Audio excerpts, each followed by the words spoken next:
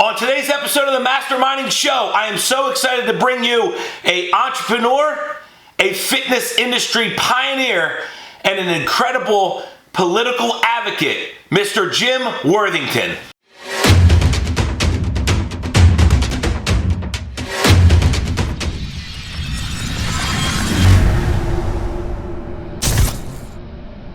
Hey everybody, welcome to the Grynd Life podcast. This is Don Martin, your host, and today I'm really excited about this episode because I've looked up to this guy for a really long time.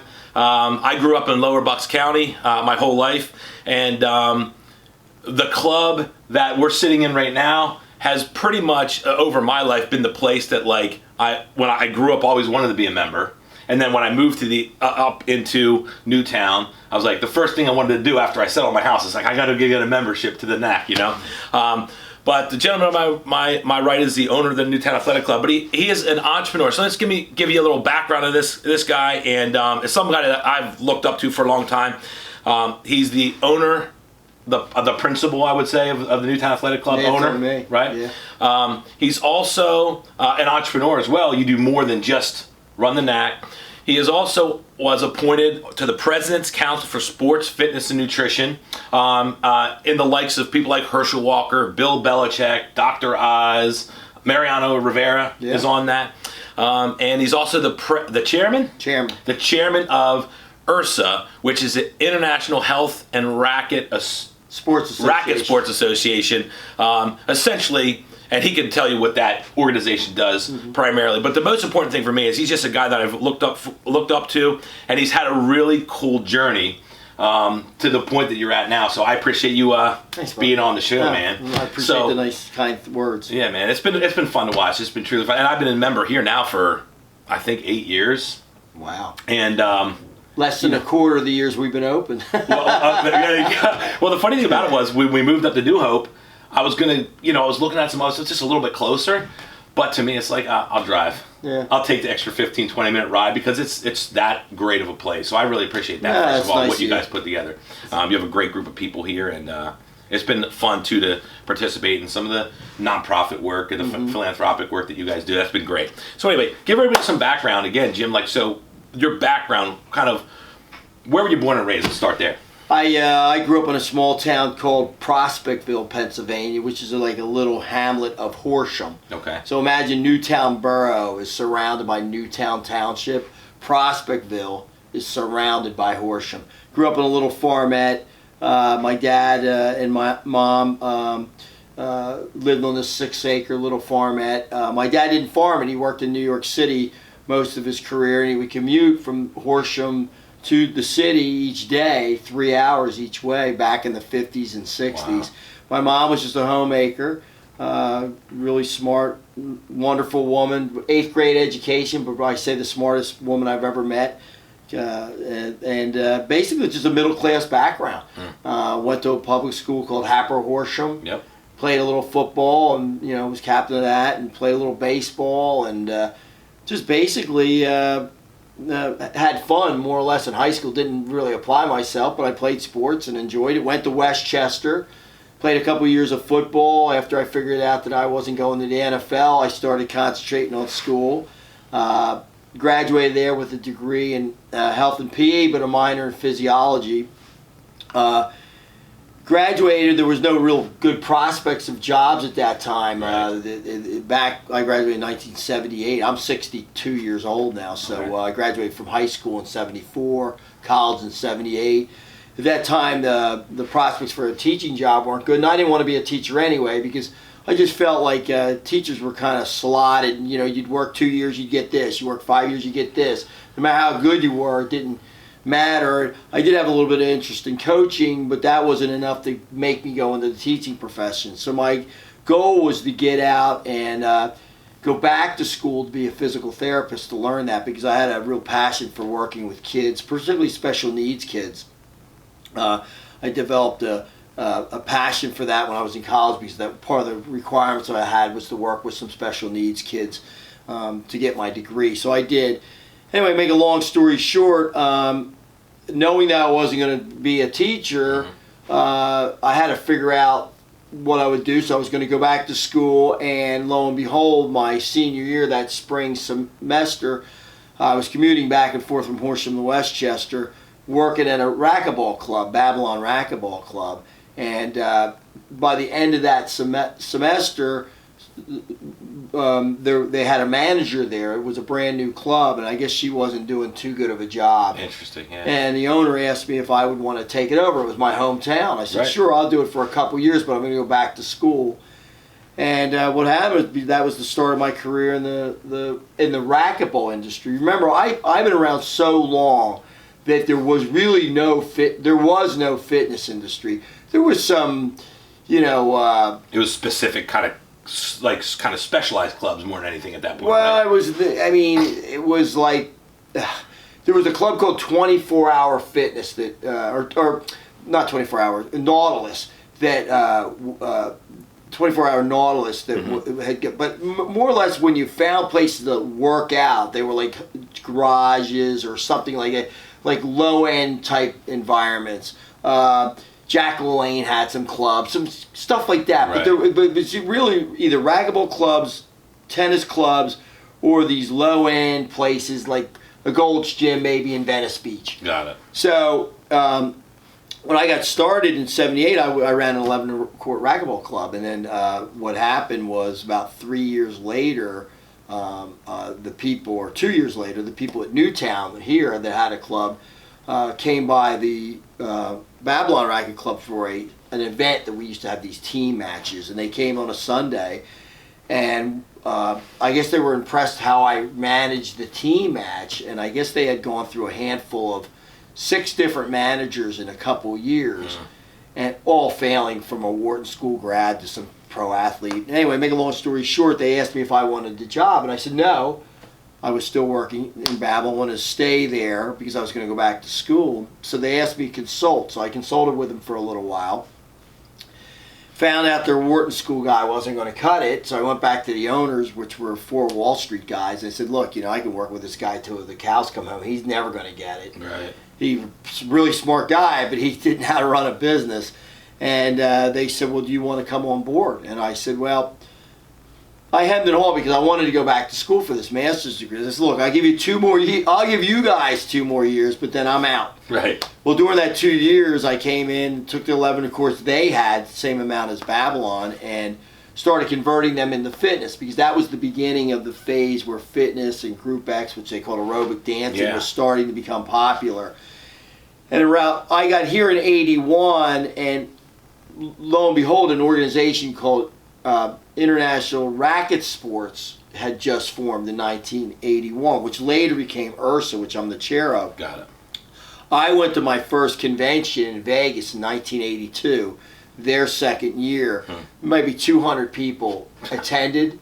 Now, 30-some years later, 10,000 people attend from all over the world. It's one of the biggest trade shows in the world. I went there, started interacting with other people in the industry that were poised with the same problem I had. What are you going to do with these courts that don't make any money? And I was already starting to convert them over, so that was the first step in the 3-acre, 15,000 square foot Newtown Racquetball Club, transforming into, 40 years later, the 250,000 square feet, 25-acre, 12,000 member, lifestyle center, which is what we call it now. So that's kind of how I got to that point. And I love that. It's such a cool evolution. I remember coming here when you still had racket. Like, I was that young when I first came in, and you had Racquet Club, racket courts, but there were certain, you could tell they were courts that you were kind of evolving into. One was a free rate area, I remember. I can, in fact, it's like right out here. I remember, I can almost visualize coming in. So it's been really cool to see the evolution of it for sure. And when you went to this trade show, by the way, going back a little bit, I've identified something with you that you have that so many other entrepreneurs, so many other business people have, but also most athletes have it that are successful in their field. You're really competitive. Right. I could tell. Like, where do you think that started? Where did that evolve? Because obviously you have to be to really be a pioneer in the industry, like you really were here. Where did that competitive? Well, start? it's funny if you would think it happened on the playing fields, when you whether it was Little League or whatever when you first started, but my sister, who's passed away like a year ago, used to talk about when we were 3 and 4 years old, me playing a board game with her, and at the end of the game, if I wasn't going to win, I'd flip it up and throw it up, turn it upside down so I couldn't lose. So I guess it's sort of something started early on genetically, and then as I started participating in sports, it got pretty, and it's really, I think you hit it on the head. I mean, I transferred what I learned on the playing field to the business world. And a lot about it is, some people think what motivates. Well, everybody's motivated by different things. Correct. Money was just a way to keep score for me. Mm-hmm. I remember when I got here early in my first couple of years, there was a guy named Ed Poole, who was an eye surgeon. He was probably in his mid-30s, and I was like 23 or 4. Mm-hmm.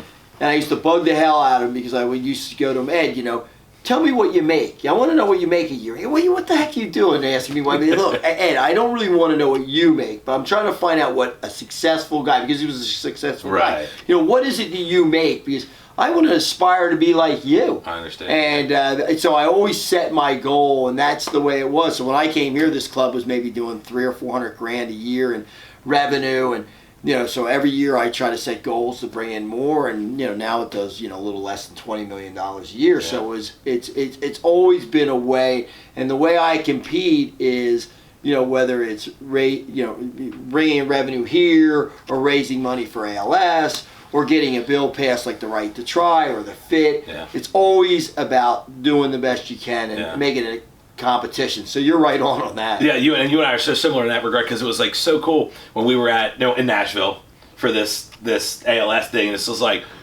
I mean, our team, from the NAC and stuff, was like did pretty much incredible. I mean, it was like really well, far superior to anybody else's terms of revenue creation at the time.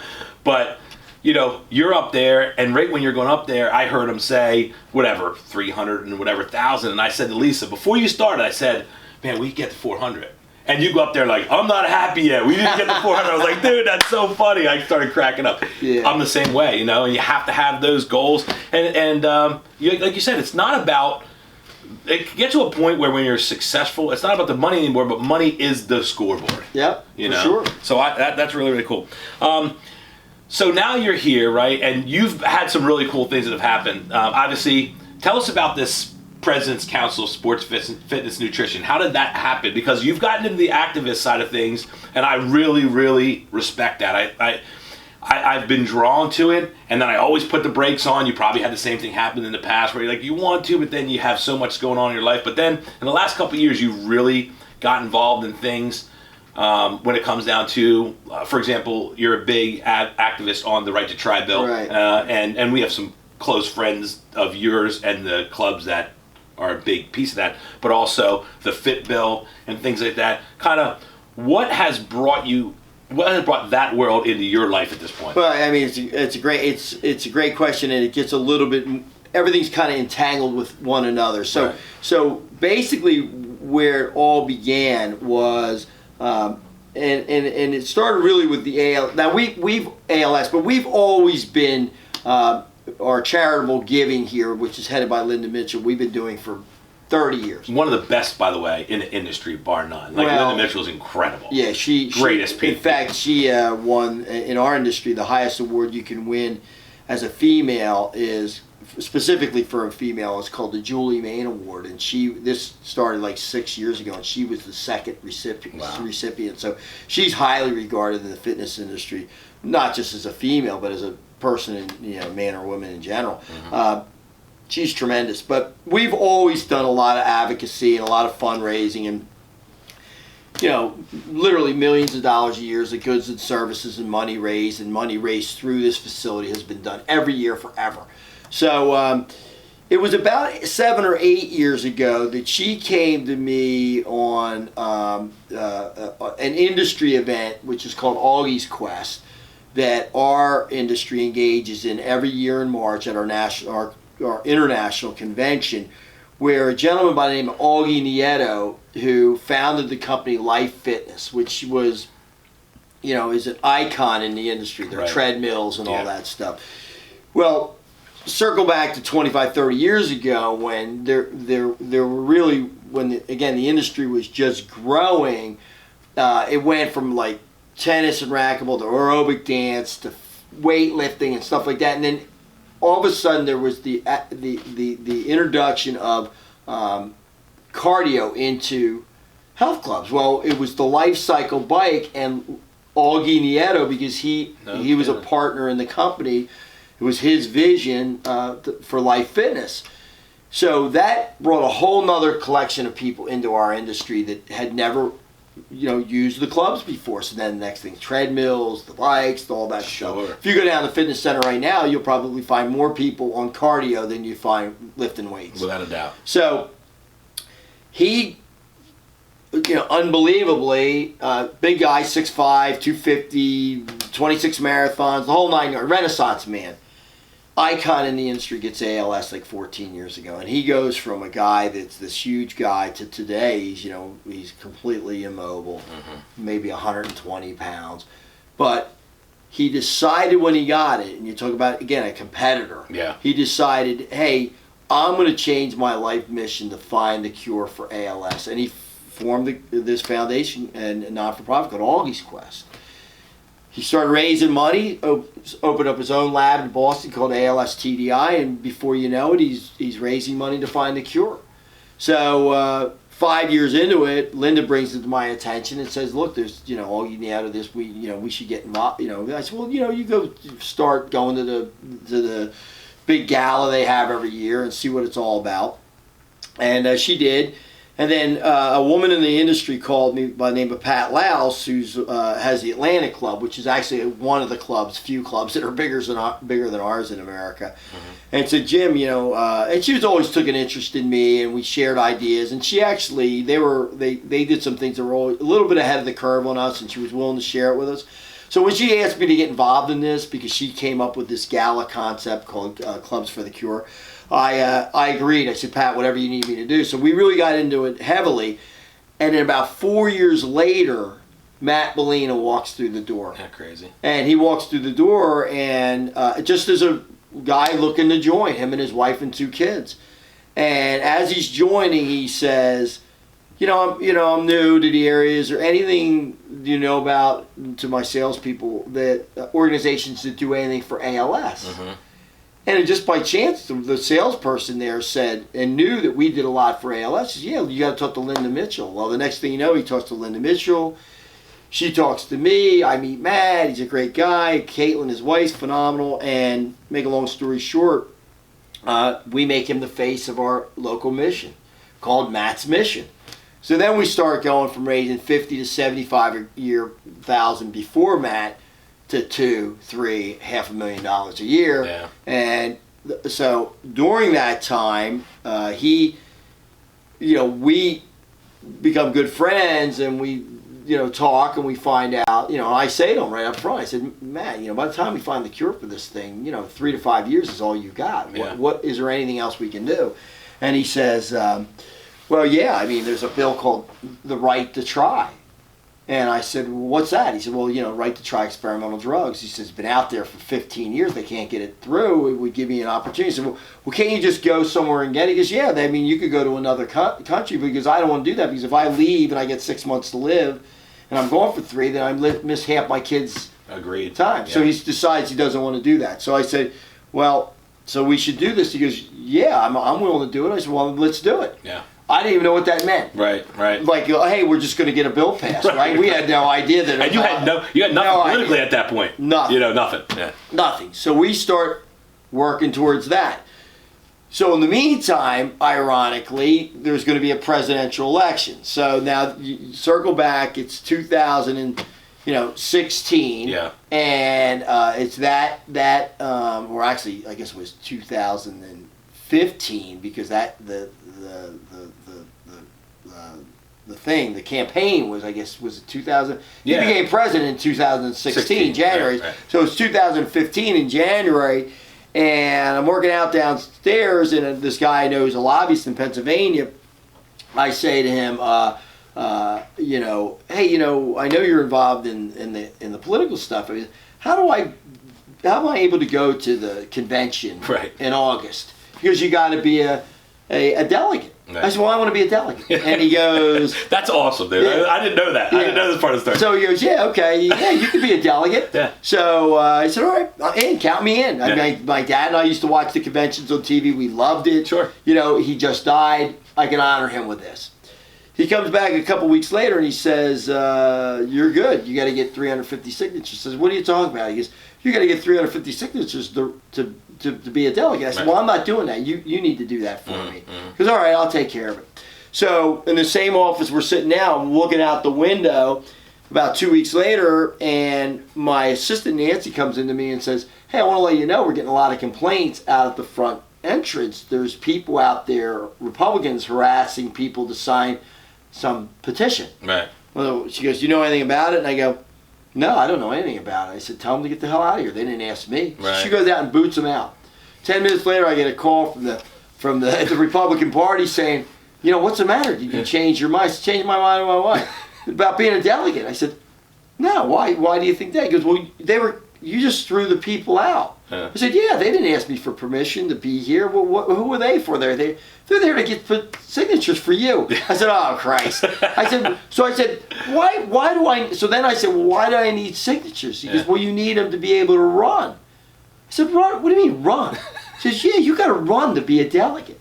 I said, you're kidding me. It's all through the process. A month into it, now I find out I got to run a campaign. Right. So anyway, make a long story short, we run a campaign. That's so funny. We get the most votes in Bucks County, even over the county commissioners. I become an unendorsed delegate to the convention, and I'm a Donald Trump delegate. Right.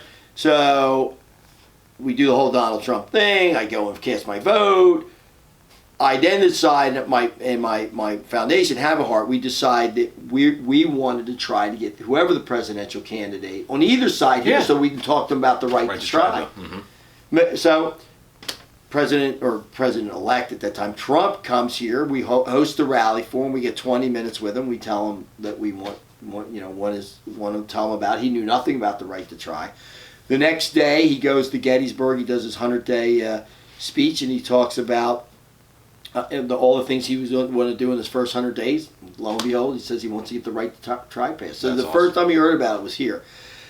So to make a very, very long story short, the way I got on the council is that we worked hard to get him elected because I formed the largest Trump volunteer group, People for Trump, in Pennsylvania. We had 1,500 volunteers at the end.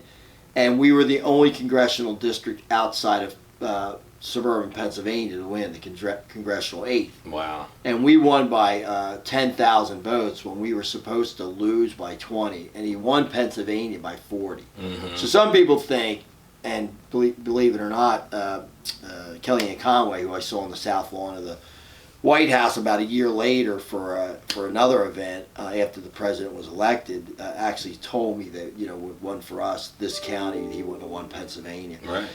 So because of that, and because of my my standing in the fitness industry, we put in to be part of the council. My congressman did, Brian Fitzpatrick, and the next thing you know, I was put on that President's Fitness Council with some of the people you mentioned earlier. I know it was a long story, but there's a lot of involved there with Right to Try and all of that PHIT, because now PHIT, that bill I'm trying to get done now, is intertwined in the fact that President's Fitness Council is trying to get more kids involved in youth sports, and PHIT provides a tax incentive for families that to pay for their kids' sports league teams and fees and all that stuff. So it's as well as promoting nutrition, good nutrition, exercise equipment, and health club membership. Right. So PHIT is all about incentivizing people to exercise. So it's all intertwined. Yeah, and with the competitive nature that you have, the competitive spirit that you have, like, once you get yourself involved in something, especially something you really, really believe in, all of a sudden now it becomes an obsession. It did, and that's what happens for most entrepreneurs, people that are successful, and sometimes some people take it to different levels. Yeah. You just have to. Well, one of the things I learned early on, and in fact, there's a sign over here that talks about it. It says. Successful people do what unsuccessful people could do but don't do, which is something I learned when I was just right before I got out of college. I took a real estate. I say that all the time. Yeah, and that I think is the key to being a successful guy, and I live by that. So I mean, you never, like I always say, well, like if I work on Saturday, how many people are working on Saturday other than me. So then I realized that, well, there's probably a few. So then I then I work on. Hey, it's all good. Then I work on Sunday because there's no censorship here. Yeah. So I said, well, I'm going to work on Sunday because there's probably people still working on Saturday. And okay, if there's 100 others and 10 of them work, there's still 10 of them working on Saturday. I'm going to work tomorrow because there's probably going to be 2 of us working tomorrow. You know what's amazing from a psychological standpoint when people do that, and a lot of times people don't think about that, but I thought about this a lot. And sometimes people that are really successful, in fact, I would say the majority of the time, the people that are really successful aren't the most talented. Oh, yeah. They're the ones who are just willing to do more than other people, and then subconsciously, even though they're less talented, they actually believe they deserve more because they're working harder. They're giving it their all, and they don't have any question whether they deserve something more than someone else who might be more talented because they bust their butt. No question. I mean, I've said this to, like, young people always say, hey, you know, I want to know your story because I want to be like you, which I like say, no, you don't. But, you know, but and I laugh, and I say... They know what it looks like. Yeah, they see the outside of it, and they don't know all the warts, and the warts that everybody has, because everybody's, you know, I don't care how successful, everybody's got baggage, right? That's right. But so when they come in, I talk to them. I tell them about unsuccessful people do what unsuccessful people could do, but I also to make it even easier to understand. I said, look, if you're competing with 100 people, 90 probably aren't even trying. That's right. So you're already better than 90. So that makes you in the top 10%. Now, if you really try, you're probably going to be in the top, somewhere in the middle, or maybe even better if you're lucky. Well, you're better than 95%. You're going to be a success if you put the effort in. Yeah. You combine it, if you have any other natural skills that go with that, then the sky's the limit. Now, in my case, I'm very, very good with numbers, and I have a vision of things that I see that are usually out in the distance that I feel like some other people don't see. So I think that's the 2 gifts, if I have any, that I have. But I mean, you're talking about a guy that doesn't even know how to change a tire. I mean, I'm like, when it comes to certain things, I'm like really, really, I'm hopeless. Right. So I mean, I use the gifts I have in a way, and then I surround myself with people to fill in with the gifts I don't have. Yeah, and that vision side of thing, I think, is such a big divide, a great divide for you particularly and your club from everything else, kind of where it went to, but you're never satisfied. So from the visionary standpoint, tell me where that comes from for you. Is that just natural for you? Because looking around now from where you started to where you've been, but you're never satisfied. I think that's one thing. When I came to your 40th anniversary, was it the 40th anniversary of the club? And you were talking about, you know, health, or a country club without the golf, you know? Yeah.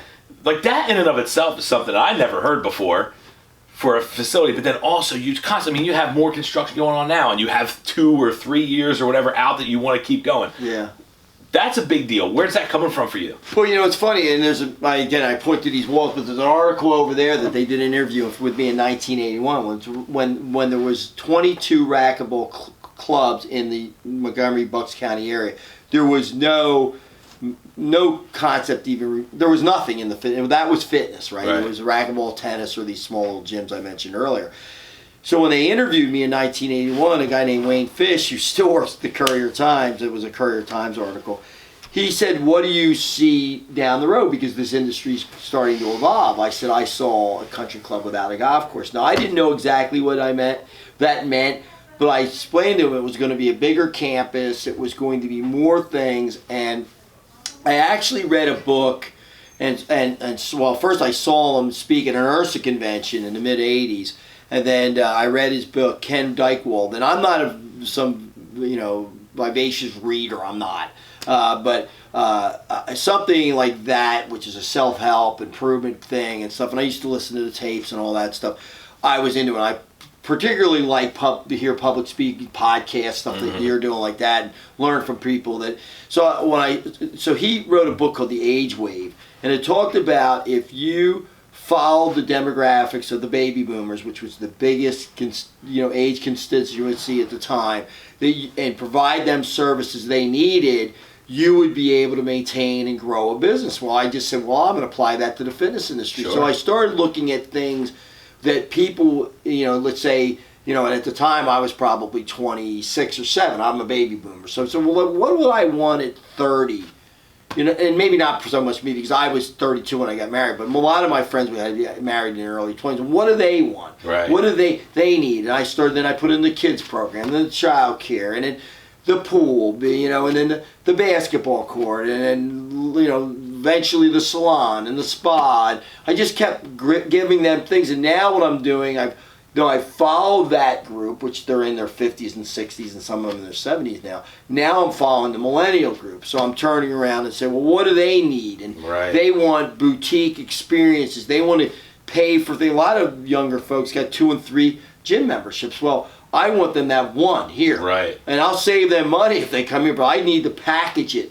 So people want experiences. That's the smartest thing I think that you've done here, just from an outside entrepreneur looking in. The most brilliance of it is when people first look and they say, wow, a membership there is a little pricier than most places. I'm like, if you look at it from the surface, yeah, but when you realize what comes with that membership, you're not getting a better deal anywhere.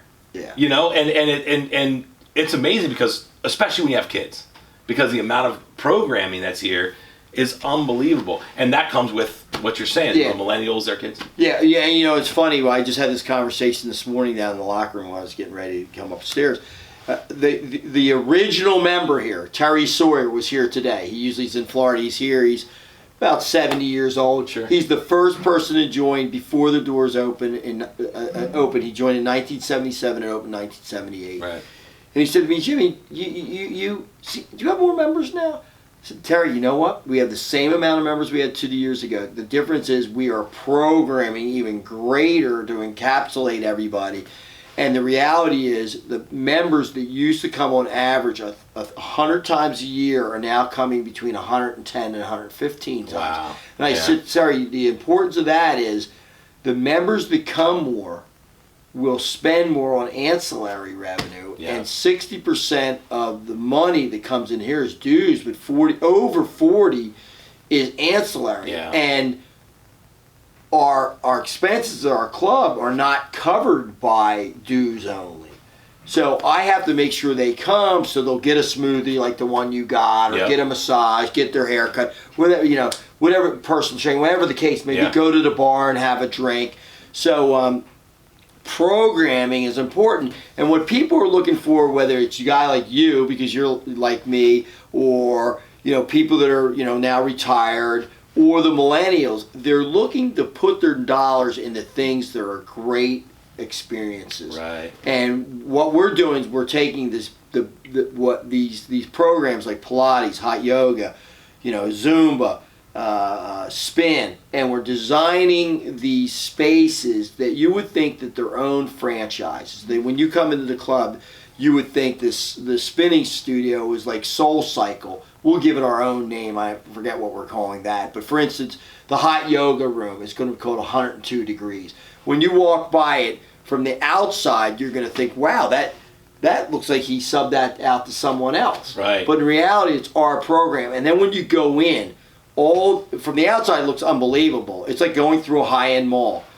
It's like Harrods in England. I mean, the concept is when you walk through it, you're like, wow, Chanel, Louboutin, high-end. Yeah. So when you see it from the outside, you're wowed. And when you go inside, they're designed to be just for that modality. I mean, it is going to bring to the fitness industry a level that has never really been done. I love that, man. So, it's cost me 2 partners when I decided to do this 4 or 5 years ago. They said, what's the return on it? I said, there's really none. I hopefully break even. And they go, well, then why would we spend another $15 million? I said, because this is a legacy. This is what we do to advance the industry. And we'll make money, but, we'll maybe not make as much, but it will propel this business 20 years into the future. Well, they were older guys, and they said, look, we see your vision, and we've been with you for 35 years, but I'm 80, and I'm trying to wrap up my life, Right. So they elected not to stay the course. I bought them out. Yeah. Great guys, still friends with them, but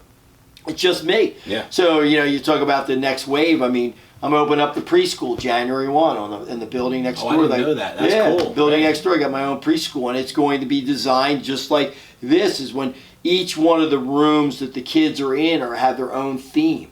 There'll be nothing like it anywhere around. That's crazy. It's That's just really cool. like space theme and cooking themes, and you go in from the outside. It's got that gingerbread on the outside, that curb appeal, and then when you go in, everything, that room is designed to encapsulate that initiative. So I mean, we're doing the same thing in the preschool. Mm-hmm. And then and just so you know too, in the kids club, right? I've never had an issue bringing my kids in. You know, I remember when I was in Central PA for a while, where my wife grew up living there. The kids never wanted to go to the gym. But they come here. It's just like they can't wait. They can't wait. I was walking outside the other day, and there was a little girl on the program desk with her mom. They were comforting her, and this is a true story. She was probably 3 years old. Yeah. It was Monday actually, and I said, "What's the matter? You know, what's the matter, hon?" And she buried her head in her mother's chest, and she doesn't want to go home. She wants to stay in the thing. I'm oh my God, that's music to my ears. So I told marketing, I said, take a picture of that little girl right now and post it up on Facebook. So we got a lot of really cool things that are happening going forward. I've got a piece of ground across the street that I'm looking to do apartments, Lyfe apartments. You stay in the apartments there. You're a member here, free. Very cool. Great so idea. You can live, work, and play. We work. I'm going to put office space in here. So that if somewhere in the building, I'm trying to figure it out now. Just like the combined shared office space. I love it. You come here, cool. you rent a thing, you do your work, get your workout, go upstairs to work, come down, eat lunch. I'm doing a whole brand new food service component here. I'm ripping out the old thing. It's actually where we're sitting now, and out here, it's going to be more like a restaurant / cafe. Putting a Starbucks in. I mean, there's a lot of crazy stuff. Really cool. There's probably another 3 to 4 years of construction, maybe 5, but one thing after the other going on that we've got lined up. That's and all ahead of, nobody else is really doing this stuff. You do something really unique, and I have like two more questions for you that I really, really want to get out, because this is what's really, by the way, just to bring back, because I forgot to mention, so you became an advocate in that right to try, just to bring this back. But you got to pass with the group of people. So that was passed. Huge deal. Well, the thing that's ironic about that, and I think people would find interesting in this, that bill, they tried to get it done for some 15 years. Yeah. So we got involved in my foundation with Matt Bellina, his wife, being the face of it. Yep. Another family called Frank and Marilyn Mangella, who used to be a part of my foundation, then went off on their own. Laura McGlynn and her little son Jordan, who was 8 at the time, he has Duchenne muscular dystrophy, and the Wendler family, Triggett Wendler, who passed of ALS some years back, like 4 or 5 years ago. They were fighting for this, so we joined forces along with the Goldwater Institute, and literally these 4 families, and one of us, our family and foundation, and the Goldwater Institute marched on Capitol Hill. I remember that. Met people, met the president. The vice president was already on board. He passed the right to try bill in his state, Vice President Pence. State passing meant nothing. You couldn't do it because it needed to be federally passed. Sure. But a number of states said, yes, we've supported, passed it, but nobody could get the right to try. And it just goes to show you that when you dig in and you work for them, because we fought the biggest, lobbying group in the country, which is the pharmaceutical industry. Biggest. When we beat the farm industry, 4 families. It's bigger than all the others combined. A lot of people don't know that. Close. Bigger than big oil. Bigger than all of them combined. More powerful, without a doubt. And we beat them. Well, dude, I've already high-fived a couple times. That was freaking awesome. I was as verbal as I could be. But you guys did it, man. And you know what's funny? Very few people understand the magnitude of it. I mean, and ironically, I was blown. I was so pumped. People don't understand, because unless you're terminally ill and dying, you're not addressed with it. Right. Now, the ironic thing is, in January's Esquire magazine, at the end of the president's first 2-year term, they listed his top 5 accomplishments. Yeah. You know what was number 1? Right to try. That's awesome. Number 1 in his first 2 years. And it's still hard to believe that it happened. I always talk about it. I'm like, dude, they got that, then that is enormous. Because when you talk about what you're up against from that lobby-centric industry that literally controls pretty much everything to get something through, that was a huge deal. It will be the biggest thing I've ever been. No matter what I do going forward, I'll never be involved in something as big accomplishment as that, as a participant. And just watching some of the results that Matt's getting now, and other people, because they have that chance, that option, it's life changing for so many people. Well, man. for Matt, I mean, he's getting out of a wheelchair now, which he Isn't couldn't that amazing? even. He couldn't. I watched him stand up the other day. I was like, I'm tearing. Yeah. Tears coming down my face. 4 months ago, before he got his first treatment, the most he could do was move this finger like this. That's it. He couldn't even move. He couldn't move his hand from here to here. That's as much movement as that. Now he can pull himself out of the wheelchair. He stood up out of the wheelchair. I was like, oh my goodness, it was awesome. So, all right. Awesome about that, just like so inspired, because when you can do something like that, it just shows people can do anything. Yeah, and put their mind to it. But you do two other things I want to talk about. One is how you operate here. This is because most of the people on this podcast are going to be entrepreneurial, or they want to be entrepreneurial, or some of them are athletes, just people that just want to have like they're constant searchers to improve their life right. for some level or another. But most of them are entrepreneurial, and you do something really cool here that I've never seen anywhere else. In any really business model, where how you operate your departments. Okay. Yeah. How you bring in, because you talked about not wanting to go into teaching because there was caps, limits, like it was like so structured, and you think outside of that vision side of you. What do you do? How do you do that here and involve your directors or whatever you call them of each department? You know, and it's funny. I think this is the key to the success of the NAC, and you have to have transparency to do it, but basically I call it open book management. Mm-hmm. And some 20-some years ago, I decided that if I wanted the business to grow, I had to bring the employees in as partners, and not partners in that they were owning the NAC, right? But I had to incentivize them.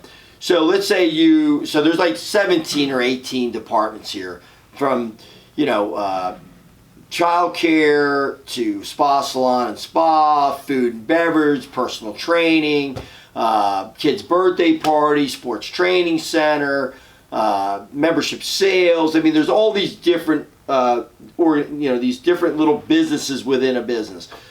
Most of them create revenue, some don't. Like marketing creates revenue, but you can't measure them directly, though you can measure the departments they work with, which we do. Got it. So let's use one that doesn't. Let's say you're the front desk manager. Well, that's a little harder to like take, it's a little more subjective, because you could say, well, you brought in more guest fees and this and that, but at the end of the day, it's all about customer service. And sure.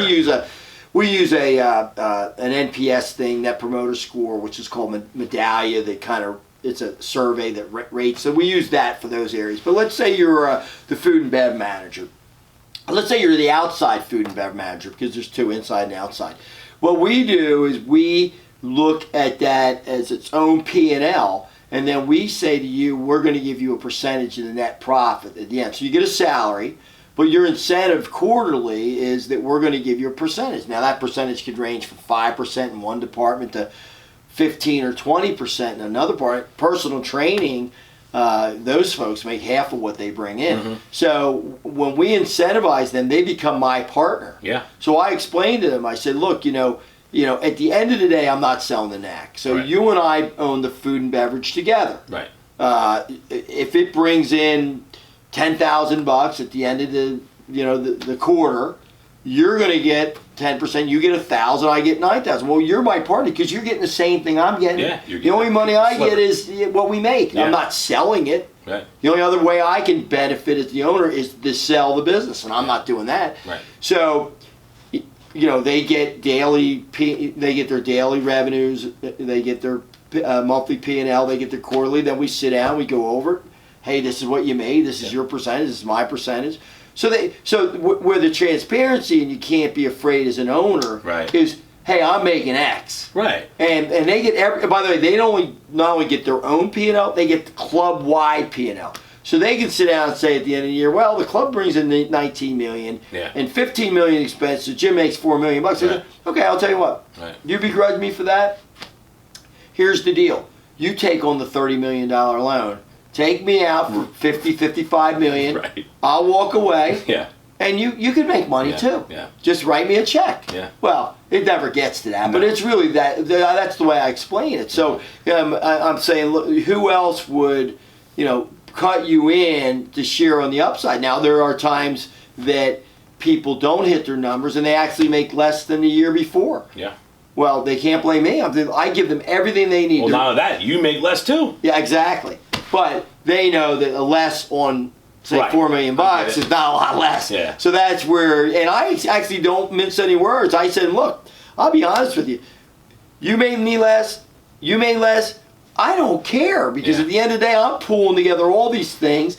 You made them less. They made more. At the end, I'm getting about what I'm going to get anyway. Right. So I said, you need to do well for yourself. Yeah. So every dollar they waste, I said, you just wasted 10 cents of your own money. One of the most inspiring things that I heard that you did, and it's, again, as you become more successful, right?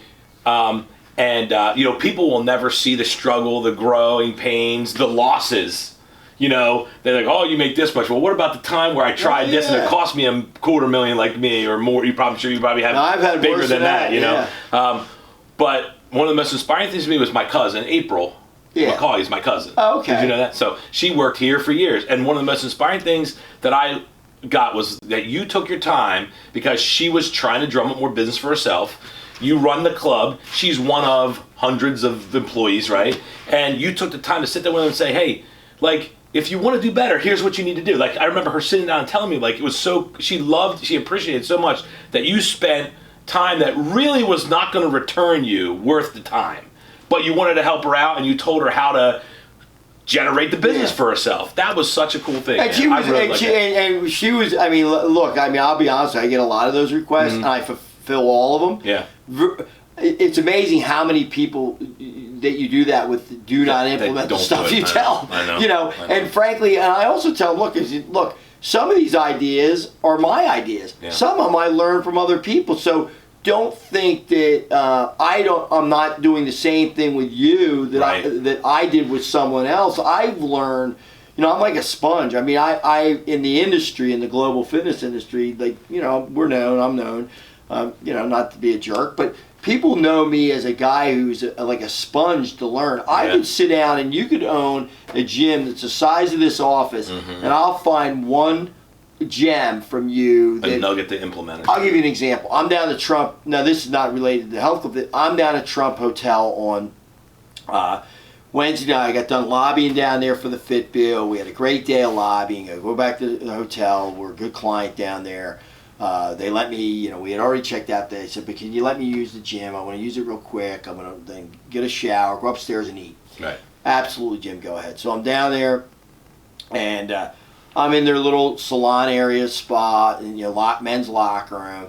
And I'm looking at their steam room. I'm saying, this freaking steam room is like 10 times better designed than mine, and I'm in the industry. Right. And they're like, here I'm naked, sitting there snapping pictures of the control, and the beautiful glass, and then shower head that I think is pumping out like 3 times more water than mine, which I wanted from the day one. And I take it. Now I'm going to go research that and find it. So I'm stealing the ideas from the Trump Hotel. Yeah. It was the best thing I ever did was to work out there, because I'm now designing the new men's steam room and a whole European spa concept that I'm designing in my head right now. I'm thinking, wow, I mean, I'm always learning, and I'm always working. So somebody when you're green, you're growing, and when you're ripe, you're rotten. I tell people all the time, no matter how good when you're green, you're growing, but when you think you know everything, you're rotten. No, you can't learn anything, but then you're either growing or you're receding. I don't think there's any that's a great line. I'm going to use that. Yeah.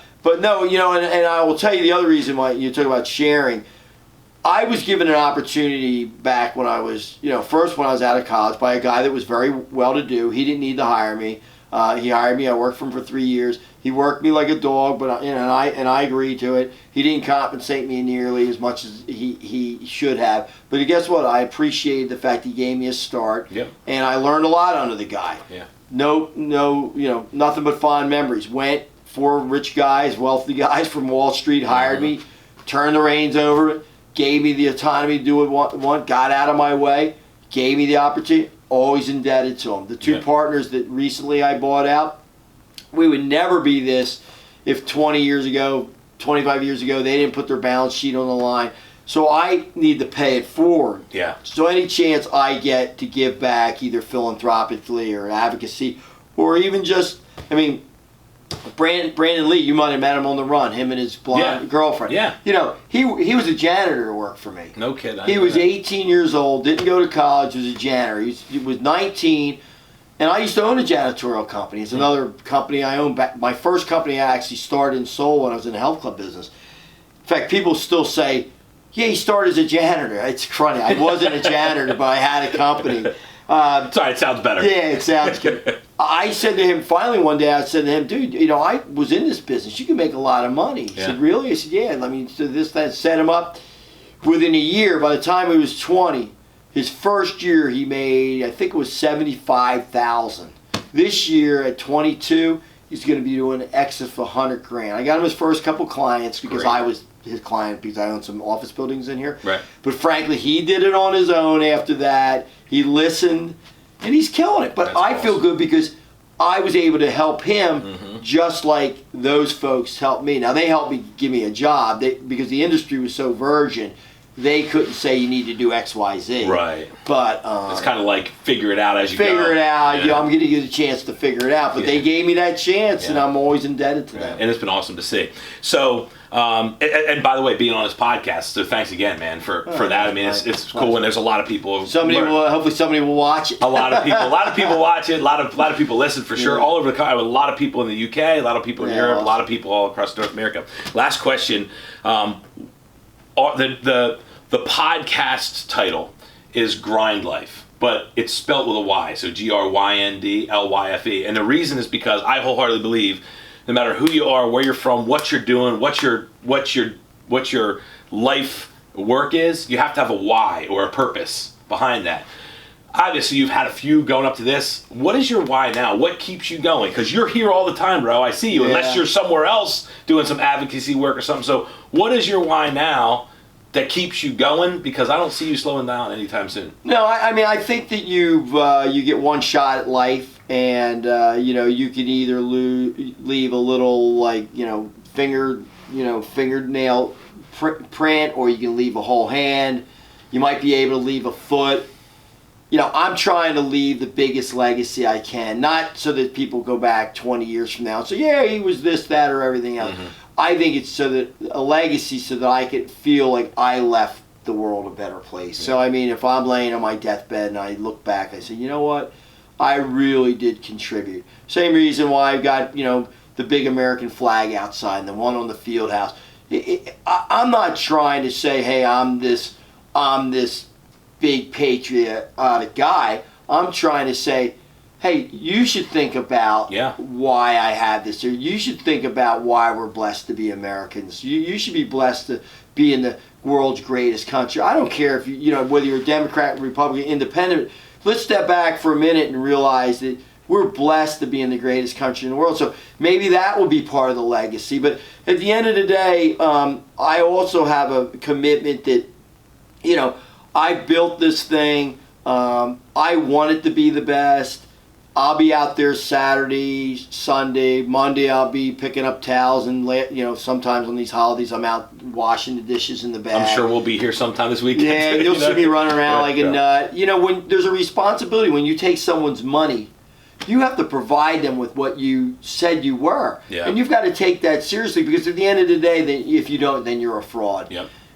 Making money isn't the pot at the end of the rainbow. It's providing the value. So the money is an end result. You provide the value. I always tell people, give the world more than you ever ask for in financial return, and you'll always be successful. No matter what other people think. Yeah, and like you said, it's the byproduct. So I mean, the pleasure I get is when a family comes up to me and says, "You've changed my life." Or I was eating breakfast this morning, and the woman came up to me. We have a financial assistance plan here where if you don't have money, you're down and you're lucky, you're come free. So she's coming free now. And I guess she had gotten it a couple months ago. There's so many that come in, I can't keep track of them. There's literally hundreds. She came up to me, you changed my life. I was going through a bad divorce. I got 2 kids. I couldn't afford it.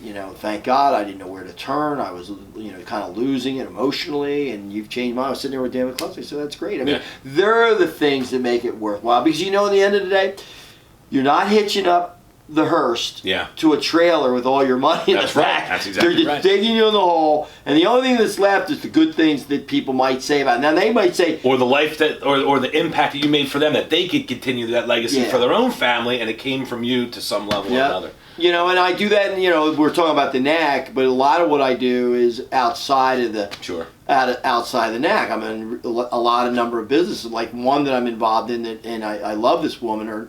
She's my partner now. Her name's Barb Williamson. She approached me like 3 years ago that she was a recovering addict, lived on the streets, heroin, blah blah blah. She had to open up her own halfway house. Wanted to speak to me like we're speaking now, and you know, maybe she could learn something. She hoped. We got to be friends. The next thing you know, within 3 or 4 months, I said, I love your passion. I love the fact that you're trying to make the world better. You're trying to save people, help people make the better lives. Why don't we be partners? Yeah. A year later, we have 13 recovery houses, and we've got another mental health business we're doing. She's making over 6 figures a year now. 6 years ago, she was living in the streets of Philly. Isn't it amazing? And shooting heroin up. Yep. But guess what? You know, she's doing what I want to do, and I even said, I said, Barb, you know, I'm changing lives a day at a time. You're saving lives. What you're doing is, you know, I'm keeping people from having a heart attack. Right. Years down the road.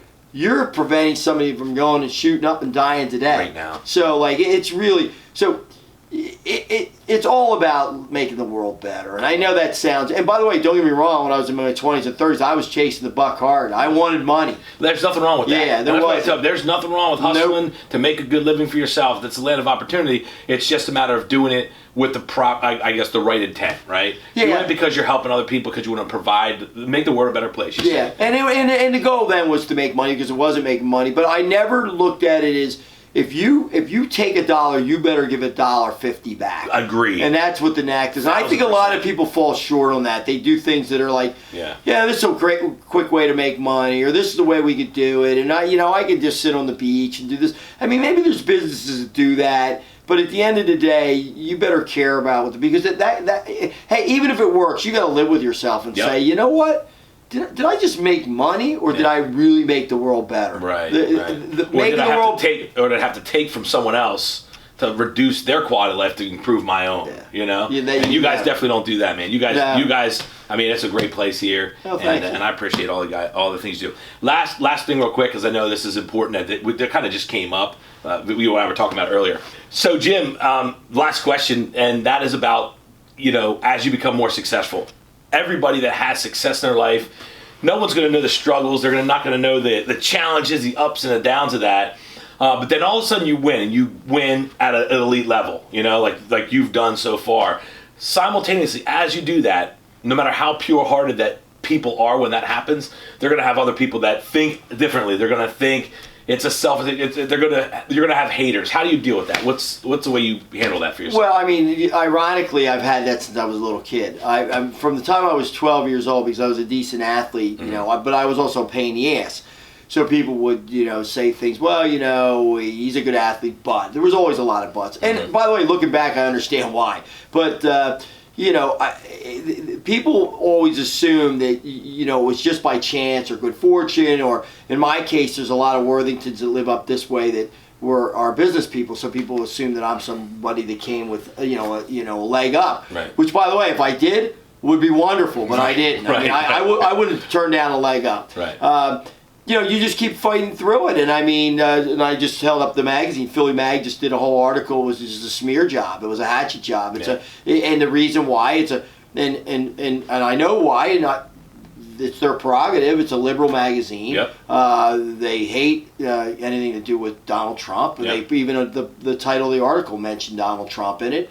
The ironic thing is, you know, I don't care about anybody's politics. Right. I if you're some liberal person, good for you. Yeah. Believe what you want to do. It's if I want to, you know, if anything, if I want to take the time to explain to you why I believe in what I do, I'd like to do that. But I'm not going to tell you you're wrong. Right. I mean, but you know, even in this magazine, they kind of couch the things they did. Well, you know, they kind of like, we're bringing it down, and then they go, well, he did get the right to try. In one paragraph, there's right to try, you get the right to try, he's working on PHIT, he's on the President's Council, he's chairman of IHRSA, but but why wouldn't he be? Like, you know, like, and then they try to make it like, yeah, he raises a lot of money, but he also likes the attention, which is like, what? You know, like, okay, like, even if that was true, if I gave $1 million to somebody and I spread it all over the place, I still gave $1 million. Right. Now, I don't do that. No, you don't. And but then they go on to say in the magazine article that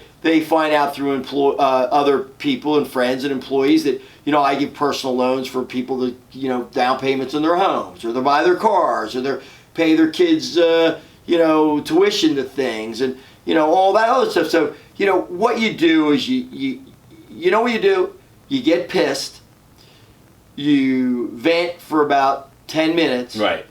Then you compartmentalize it, move it to the side, and you use it to motivate yourself, and you go out and do more good. I would say the truth. The time always tells the truth, and you've been doing this a long time. The things you've done, you know, just prove to people that come in, they appreciate it. Every time people come across you, you make them feel at home, like they're a part of your family, because they are in your club.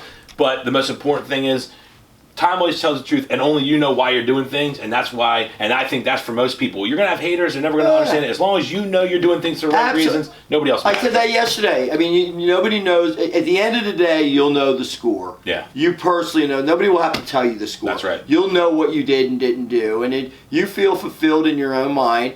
Then life's good, and that's the way I am. So, you know, I'll get out and, you know, I take that article. My employees were like devastated. I can't believe it. This is our life's work. The people are bringing us that. I said, use it to motivate. We know what we do. That's right. You know, we make lives better, and we're changing the world. And a lot of what I do, probably 70% of what I do now, is advocacy and fundraising. Yeah. So, like, you know, let the haters hate. I'm just going to keep trying to win, and, you know, keep trying to every day make a difference, and, you know, leave that legacy. That's right. You get one shot. Just do it better. Yeah, and by the way, you don't know, at my age, you don't know how many years you got left, so I'm trying to crank it up to get as much done as I can. Why not, right? You keep on going. Well, you're in good shape, so I think you got a good while, Jim. Thanks a lot, bro. Yeah, I appreciate it. How can people get in touch with you, or kind of see you from a distance? Do you have some social media stuff? Yeah, we got stuff. I'm on Facebook, so anybody wants to get on that, they can follow some of the stuff we do. They can reach just Newtown Athletic Club? Yeah, or no, my own Facebook, Jim Worthington, or they can you know, email me at worthington@newtownathleticlub.com, and if you're really interested, you can call me. Everybody's got my phone number. It's 267-972-3637. 267-972-3637. You know, when I ran for delegate, I actually put it in the newspaper the Sunday before the election and the Sunday after.